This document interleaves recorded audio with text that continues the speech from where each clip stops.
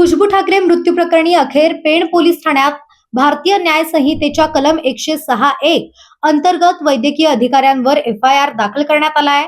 या निर्णयामुळे खुशबूचे वडील नामदेव ठाकरे, ग्राम संवर्धन सामाजिक संस्था आणि राजीव गांधी पंचायत राज संघटन यांच्या 1.5 वर्षांच्या सातत्यपूर्ण संघर्षाला मोठे यश मिळाले आहे। गुन्हा दाखल करण्यास होत असलेल्या विलंबाविरोधात 30 जुलै रोजी पेण उपविभागीय अधिकारी कार्यालयासमोर आमरण उपोषण सुरू करण्यात आले होते।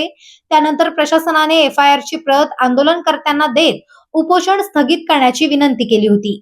22 जानेवारी 2025 रोजी उपचारादरम्यान खुशबू ठाकरेचा मृत्यू झाला होता। त्यानंतर तिच्या कुटुंबियांनी वैद्यकीय निष्काळजीपणाचा आरोप करत सखोल चौकशी आणि दोषींवर कारवाईची मागणी केली होती। विविध आंदोलने, निवेदने, आदिवासी आक्रोश मोर्चा तसेच वैद्यकीय निष्काळजीपणा समितीच्या अहवालानंतरही गुन्हा दाखल न झाल्याने आंदोलन अधिक तीव्र करण्यात आले होते। FIR दाखल झाल्यानंतर सामाजिक कार्यकर्ते संतोष ठाकूर आणि नंदा म्हात्रे यांनी या न्यायाच्या लढ्याचा केवळ पहिला टप्पा असल्याचे सांगितले। या प्रकरणातील इतर संबंधित अधिकारी व कर्मचाऱ्यांनी निष्पक्ष चौकशी, अनुसूचित जाती जमाती कायद्यानुसार कारवाई आणि जलद गतीने दोषारोपपत्र दाखल करण्याची मागणी आंदोलनकर्त्यांनी प्रशासनाकडे केली आहे। पनवेल, नवी मुंबई आणि रायगड जिल्ह्यातील ताज्या बातम्या आणि नवीन घडामोडी पाहण्यासाठी सबस्क्राईब करा कोकण संध्या न्यूज।